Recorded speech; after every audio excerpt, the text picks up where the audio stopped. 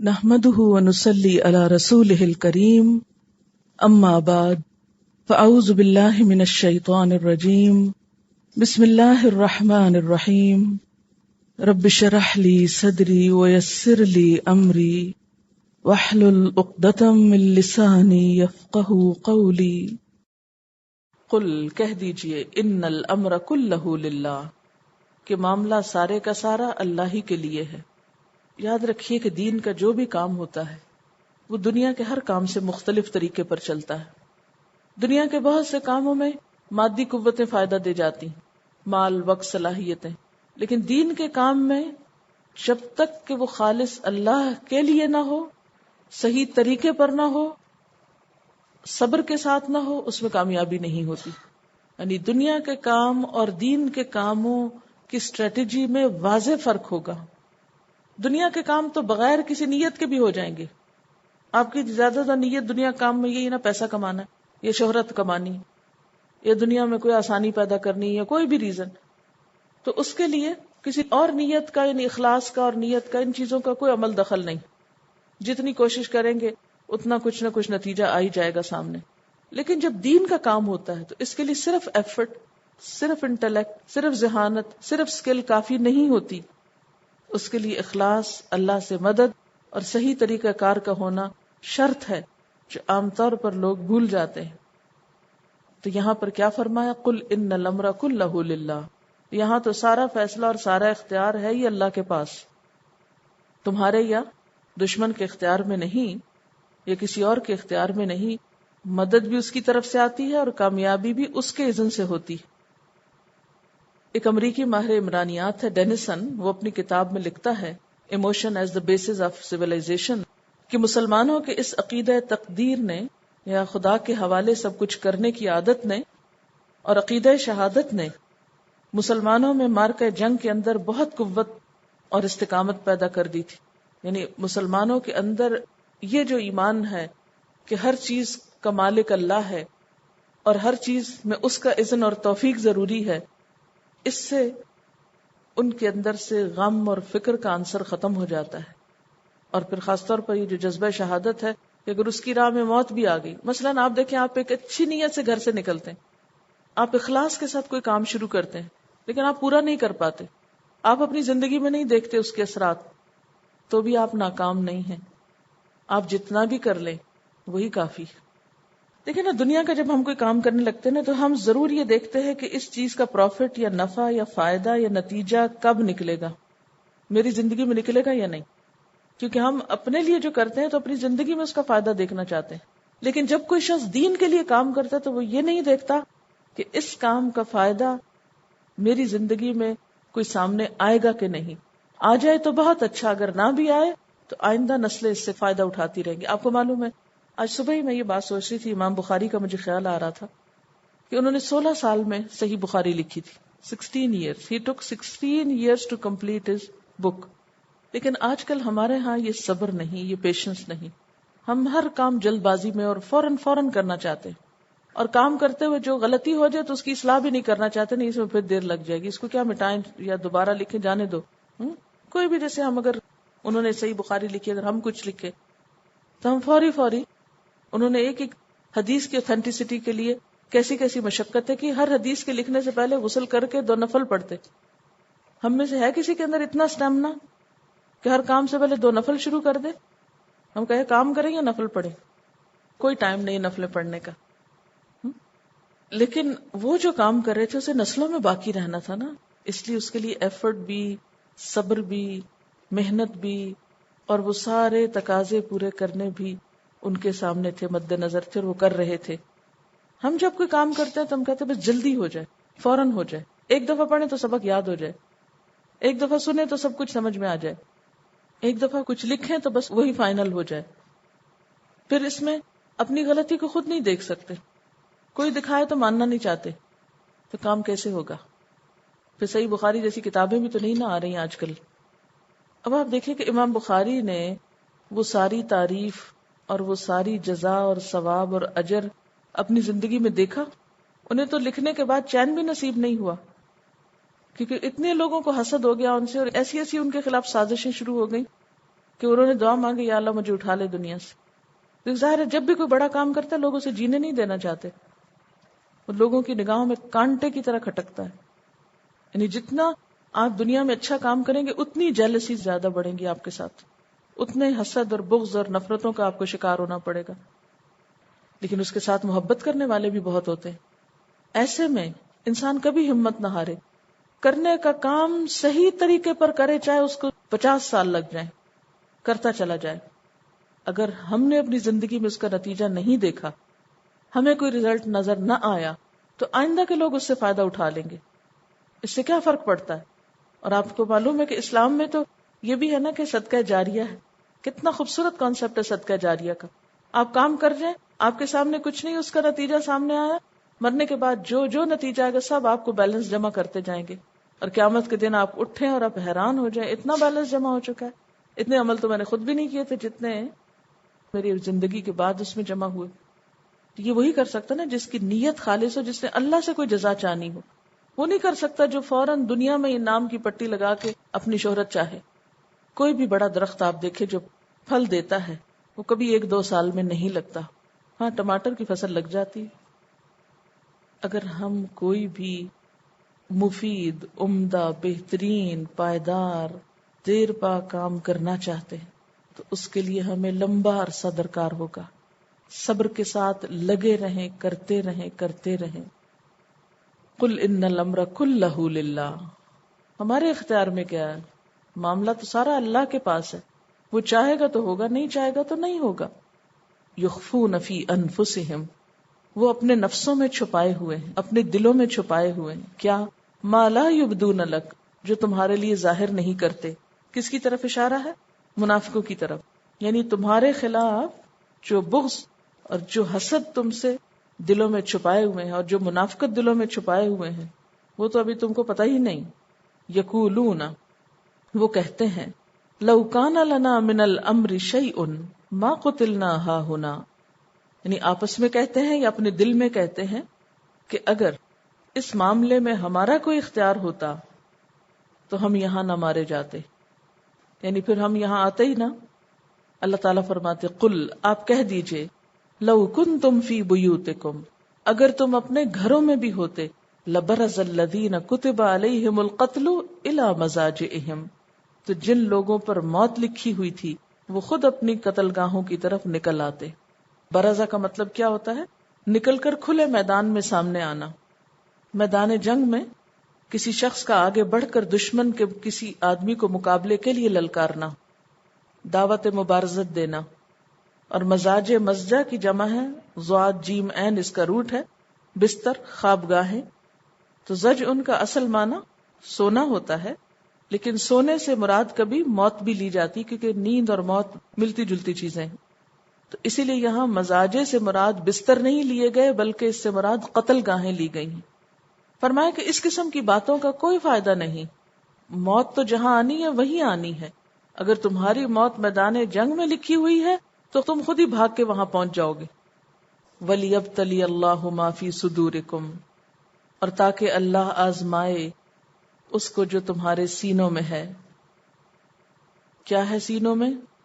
ایمان. تمہارے ایمان کی آزمائش مقصود ہے.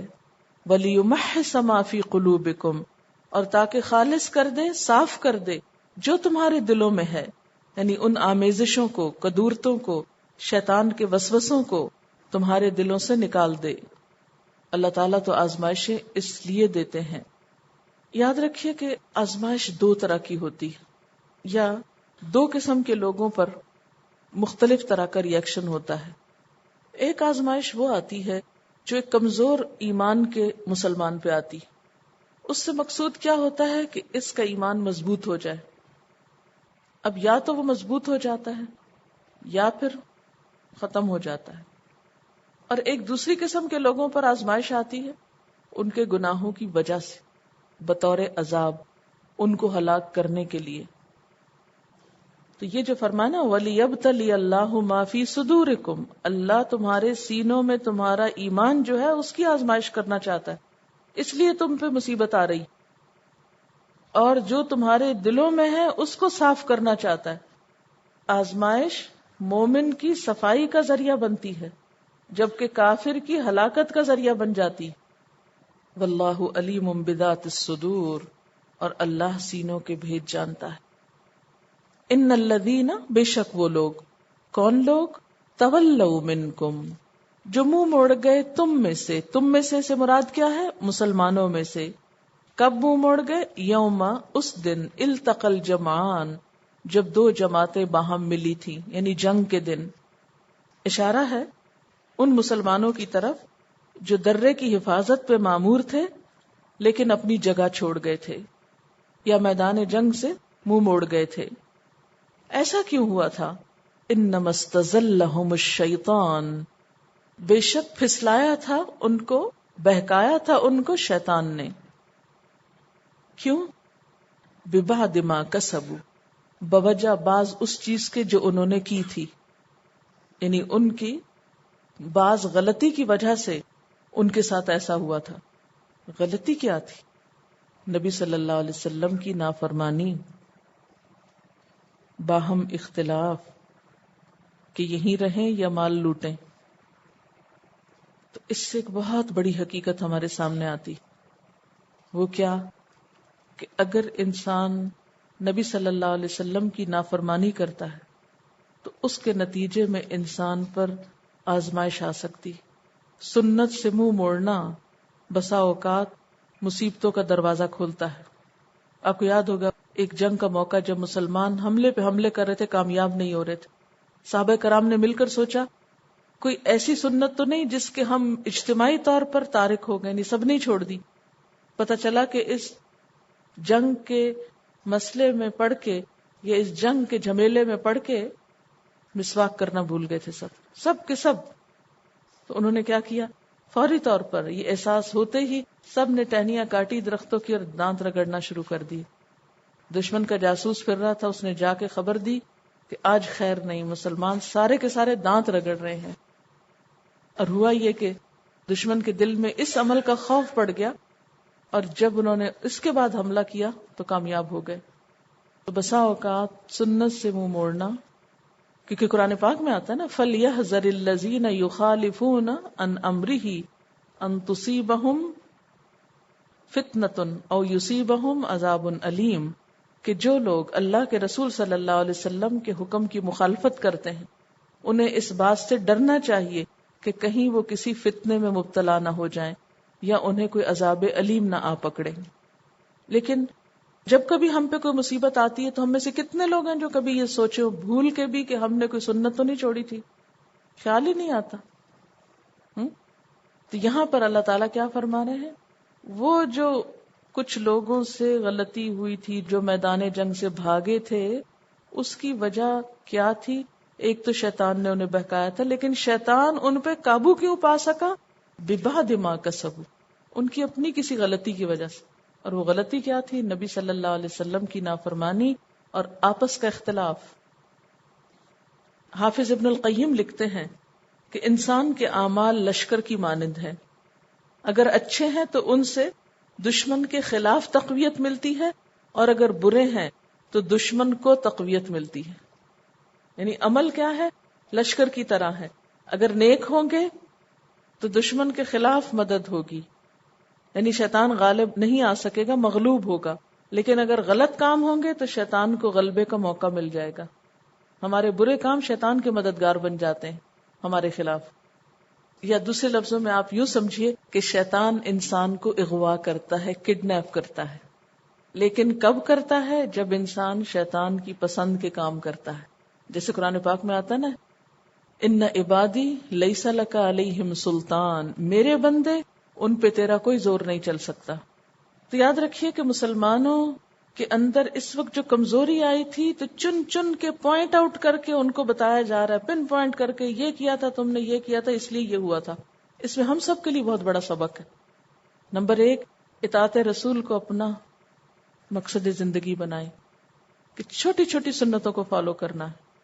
دوسری بات یہ کہ آپس کا اختلاف نہیں کرنا. جو لوگ بھی دین کا کام کر رہے ہوں وہ آپس میں جڑ جائیں، ایک دوسرے سے محبت کریں، ایک دوسرے کو کاٹنے کی فکر نہ کریں. عام طور پر ہمارا حال کیا ہوتا ہے؟ ایک شخص ایک بات کرے تو ہم اس کو نہیں سے اس کو کاٹ دیتے ہیں. دوسرے کے مشورے کو، دوسرے کی رائے کو یا دوسرے کے کسی کام کو نگیٹ کرنے کی سوچتے رہتے ہیں تدبیریں. اس نے اچھا کام کر لیا، یہ تو آگے بڑھ جائے گا، اس کی لیگ پولنگ کرو، اس کو پیچھے کرو، میں ذرا نمایاں ہو جاؤں. تو جب دین کے کام میں ایسی چیزیں آتی ہیں تو پھر بہت سی خرابیاں ہوتی ہیں، پھر دین کا کام تو پیچھے ہی رہ جاتا ہے، پھر وہ نہیں ہوتا. یاد رکھیے دنیا کے کام دولت سے، ذہانت سے، قابلیت سے، لیاقت سے ہو جاتے ہیں. دین کے کام میں یہ چیزیں سیکنڈری ہیں. یہ نہیں کہ ضرورت نہیں ان کی، یہ سیکنڈری ہیں. اس کے لیے نمبر 1 کوالٹی کیا چاہیے؟ اخلاص، توکل، اللہ پہ اعتماد اور اللہ کے احکام کی پابندی. پھر اس میں کامیابی آتی. اور اسی چیز کو ہم بھول جاتے ہیں. ہم سمجھتے ہیں کہ ہماری محنت اور قابلیت بہت رنگ لائے گی. وہ ہوتا یہ ہے کہ وہ جتنی ہم کرتے اتنے پہ پانی پھر جاتا ہے. تو اصل نقطے پہ غور کریں، اصل کو جا تھامیں اور پکڑیں. اور یاد رکھیں کہ نیکی نیکی کا دروازہ کھولتی ہے اور برائی سے برائی جنم لیتی ہے. لیکن اس شیطانی اغوا کے بعد بھی کیا ہوا؟ وَلَقَدْ عَفَا اللَّهُ عَنْهُمْ. دوسری دفعہ آ گئی بات، اللہ نے ان کو معاف کر دیا. اس سے ایک بڑی ہوپ پیدا ہوتی ہے نا کہ اللہ جو ہم ماضی میں غلطیاں کر چکے ہم ان سے معافی چاہتے ہیں، ہم تیری طرف پلٹتے ہیں تو اللہ معاف کر دیتا ہے. اور صحابہ کرام کے بارے میں خاص طور پر کہ جو کچھ بھی ان سے ہوا تھا اللہ نے ان سے درگزر کیا، کیونکہ ان کے اندر بہرحال خوبیاں بھی تھیں. یہ وقتی طور پر ایسا ہو گیا کیونکہ انسان ہے نا، کمزور ہے، کبھی ادھر پھسلتے ہیں، کبھی ادھر گرتے ہیں، کبھی ادھر پڑتے ہیں. تو صبح کا بھولا شام کو گھر آ جائے تو اسے بھولا نہیں کہتے. اس لیے غلطی کرنا تو عین انسانی کمزوری، ہیومن ہے، یہ تو چھٹ نہیں سکتی آپ سے. لیکن غلطی کے بعد پلٹنا، اس کا اعتراف کرنا، اس پہ شرمندہ ہونا اور اس کا کفارہ کر دینا انسان کو پہلے سے بھی زیادہ آگے بڑھا دیتا ہے. اس لیے جب اللہ تعالیٰ نے صحابہ کرام کو معاف کر دیا تو پھر ہم میں سے کسی کو اس بات کی اجازت نہیں کہ ہم ان کو برا بھلا کہیں. ان اللہ غفور حلیم، بے شک اللہ تعالیٰ بخشنے والا بردبار ہے. یعنی اللہ تعالیٰ قصور معاف بھی کر دیتا ہے اور اپنے بندوں کی خطا کو دیکھ کر ان سے درگزر کر لیتا ہے. حلیم ہے تو تبھی نہ، ورنہ اگر کوئی اچھا انسان ایسا کام کرے، یعنی صحابہ کرام سے یہ توقع نہیں کی جا سکتی تھی نا کہ وہ حضور کو چھوڑ کے دوڑ جائیں گے، یا ان سے یہ توقع نہیں ہو سکتی تھی کہ وہ آپ کی نافرمانی کریں گے. جب اتنے بڑے مرتبے پر اللہ نے ان لوگوں کو پہنچایا اور پھر ان سے یہ ہوا تو ان کی تو پکڑ بھی بہت شدید ہونی تھی. لیکن اللہ تعالیٰ بخشنے والا ہے، بردبار ہے، اس لیے اس نے ان کی خطاؤں کو معاف کر دیا، ان سے درگزر کیا. اور پھر آپ دیکھیں کہ ایسی خطاؤں کو معاف کرنے سے آئندہ کے لیے کتنے اور دروازے کھلتے ہیں نا. یہاں پر یہ جو آیت نمبر 153 ہے، اس میں ایک عورت کا کردار بہت اہم ہے. وہ میں آپ کو سنانا چاہوں گی کہ محاذ جنگ میں اس مشکل وقت میں ایک مسلمان عورت نے کیا کردار ادا کیا. کب؟ جب بڑے بڑے صحابہ کرام منہ موڑ کے جا رہے تھے. اذ تسعدون ولا تلوون علی احد والرسول یدعوکم فی اخراکم. اس سے یہ بات بھی پتہ چلے گی آپ کو کہ اسلام کی خدمت میں مردوں کے علاوہ عورتوں کا بھی ایک بہت بڑا رول ہے. انہوں نے بھی اپنی ذمہ داریاں بہت شوق و ذوق سے پوری کی، جس میں ہمارے لیے ایک بہترین نمونہ ہے. جنگ احد میں ایک انصاری صحابیہ ام عمارہ نے مردوں کی سی ثابت قدمی اور بے باکی کا مظاہرہ کیا. سعد بن ربیع کی صاحبزادی ام سعد نے ان سے اس کارنامے کے متعلق دریافت کیا تو تفصیل سے بتایا کہ میں صبح سویرے ہی مجاہدین کی خدمت کے لیے میدان کارزار پہنچ گئی تھی. ابتدا میں مسلمانوں کا پلہ بھاری رہا، لیکن بعد میں جب فتح و نصرت نے ان کا ساتھ چھوڑ دیا تو ان میں افراتفری اور انتشار پھیل گیا. اس وقت میں حضور صلی اللہ علیہ وسلم کے قریب پہنچ کر آپ کی مدافعت میں تیر اور تلوار چلانے لگی، یہاں تک کہ دشمن کی ضرب مجھ پہ آ پڑی. ام سعد کہتی ہیں کہ میں نے ان کے کندھے پر بہت ہی گہرے زخم کا نشان دیکھا اور پوچھا کس نے آپ پر اتنا سخت حملہ کیا؟ انہوں نے جواب دیا ابن قمیعہ نے، خدا اسے غارت کرے. جب مسلمان شکست کھا کر حضور صلی اللہ علیہ وسلم کے پاس سے بھاگ کھڑے ہوئے تو یہ چلاتا ہوا آیا، بتاؤ محمد صلی اللہ علیہ وسلم کہاں ہے؟ اگر وہ اس جنگ میں بچ گئے تو میری نجات نہیں، یہ میری ہلاکت اور موت ہے.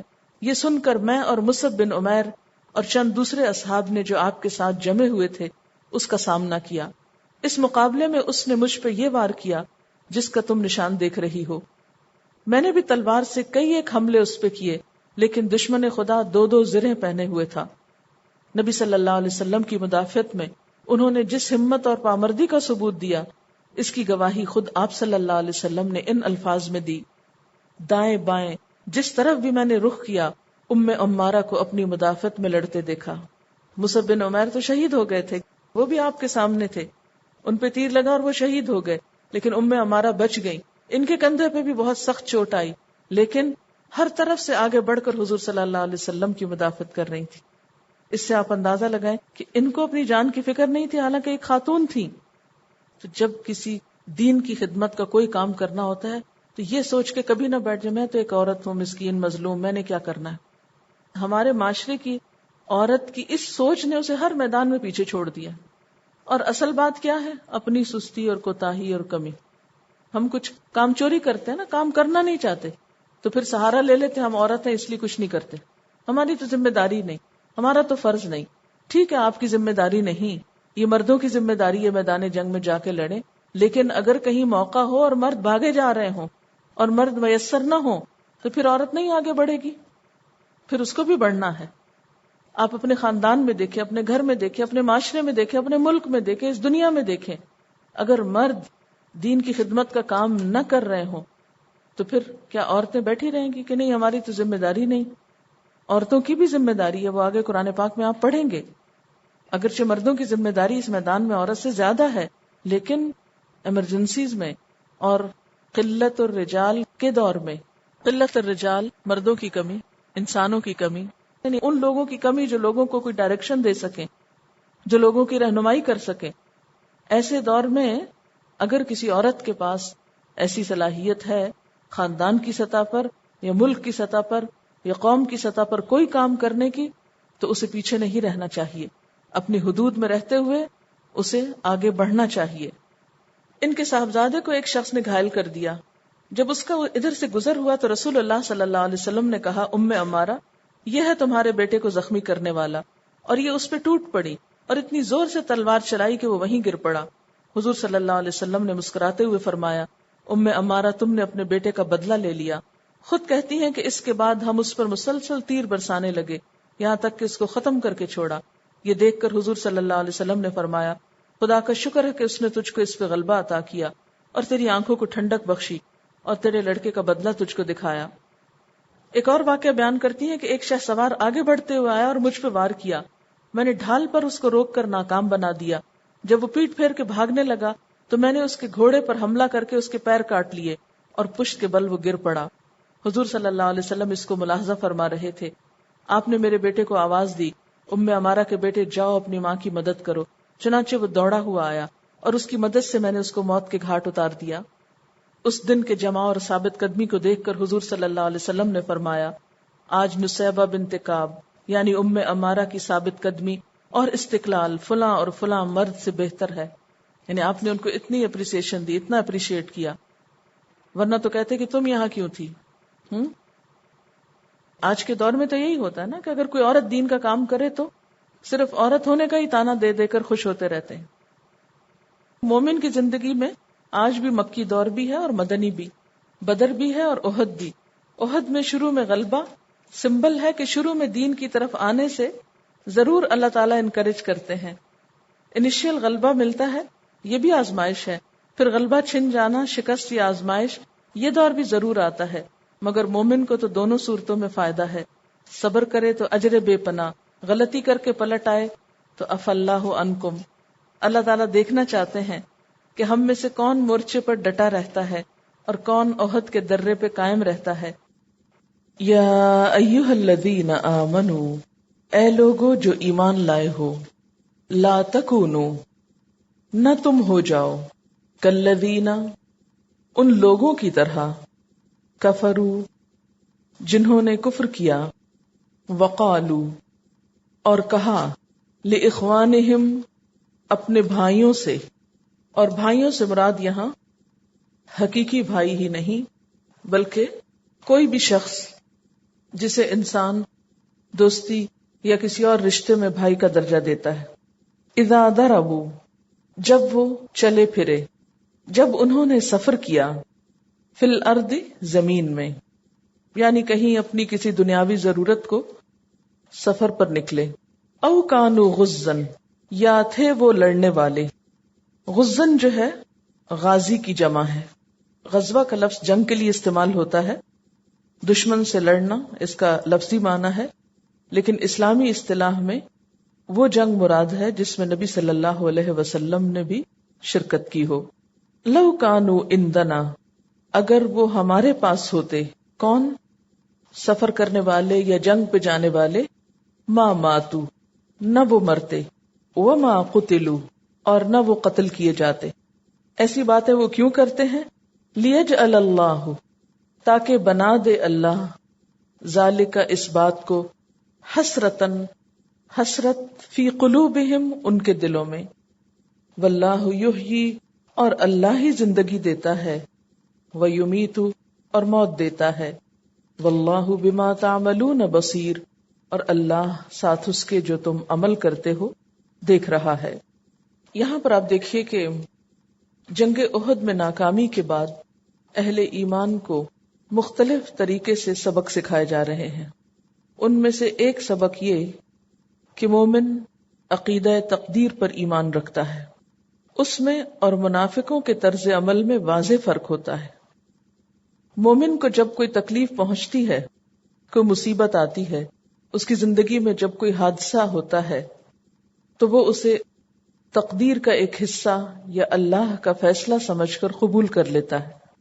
لیکن یہی تکلیف جب کسی کافر کی زندگی میں آتی ہے یا منافق کی زندگی میں آتی ہے تو وہ اس پر کاش کہہ کر اپنے آپ کو حسرت میں مبتلا کرتا ہے، اور اس طرح اس کے دل کو کبھی بھی اطمینان نصیب نہیں ہوتا.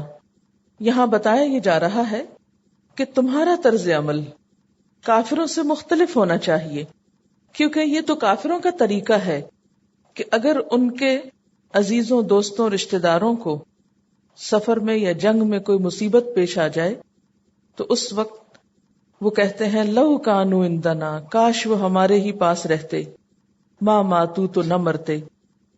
لیکن مسلمان ایسی بات نہیں کرتا. جیسے کہ ایک حدیث کا مفہوم کچھ یوں ہے کہ آپ صلی اللہ علیہ وسلم نے کاش کہنے سے منع کیا ہے اور فرمایا کہ یہ ایک شیطانی لفظ ہے. مومن کسی گزری ہوئی بات پہ کاش کہہ کے حسرت میں مبتلا نہیں ہوتا. کاش میں یہ کام نہ کرتا تو ایسا نہ ہوتا، کاش میں وہاں نہ جاتا تو مجھے یہ دن نہ دیکھنے پڑتے، کاش میں فلاں شخص سے شادی نہ کرتا تو میری زندگی میں اتنی مشکلات نہ ہوتی، کاش یہ بیٹی پیدا نہ ہوتی تو میری زندگی میں ایسی بے عزتی نہ ہوتی، وغیرہ وغیرہ، جو لوگ عام طور پر جملے دہراتے رہتے ہیں. اس چیز سے منع کیا گیا ہے کیونکہ عقیدہ تقدیر ایمان کا چھٹا حصہ ہے. جو شخص تقدیر پر ایمان رکھتا ہے اس کے اندر عزم اور حوصلہ پیدا ہوتا ہے، اس کے اندر بزدلی پیدا نہیں ہوتی. جہاں تک موت کا یا کسی نقصان کا تعلق ہے تو وہ تو زندگی کا ایک حصہ ہے. جہاں زندگی ہے وہاں موت لازمی ہے. قرآن پاک کی ایک اور آیت میں بھی آتا ہے، سورۃ النساء کی آیت 78 میں، اینما تکونوا یدرککم الموت، جہاں کہیں تم ہوگے موت تم کو پالے گی. ولو کنتم فی بروج مشیدہ، خواہ تم مضبوط قلعوں میں ہی کیوں نہ بند ہو جاؤ. لہذا ایسی باتیں زبان سے نکالنا کفر ہے. اسی لیے جو ایسی باتیں کہتے ہیں ان لوگوں کے بارے میں کہا گیا کہ الذین کفروا، یہ وہ لوگ ہیں جنہوں نے کفر کیا. پھر ایسی باتیں کیوں کی جاتی ہیں؟ لیجعل اللہ ذالک حسرۃ فی قلوبہم، تاکہ اللہ تعالی اس قسم کی باتوں کو ان کے دلوں میں حسرت و اندوہ کا سبب بنا دے. یعنی یہ منافقت کی دنیاوی سزا ہے. اب دیکھیں کہ غم اور دکھ زندگی کا ایک حصہ ہے، اور یاد رکھیں کہ واللہ یحیی و یمیت، اللہ زندگی بھی دیتا ہے اور موت بھی دیتا ہے. یہ دونوں چیزیں اس کے ہاتھ میں ہیں. انسان تو اس دنیا میں وقتی طور پر اپنا ایک رول پلے کرنے کے لیے آیا ہے، ورنہ سب کو یہ سبق یاد رکھنا چاہیے کہ زندگی کے ساتھ ہی موت ہے، اس لیے موت سے فرار ممکن ہی نہیں. واللہ بما تعملون بصیر، اور اللہ ساتھ اس کے جو تم عمل کرتے ہو دیکھ رہا ہے۔ وآخر دعوانا ان الحمد للہ رب العالمین۔ سبحانک اللہم وبحمدک نشہد ان لا الہ الا انت نستغفرک ونتوب الیک۔ والسلام علیکم ورحمۃ اللہ وبرکاتہ۔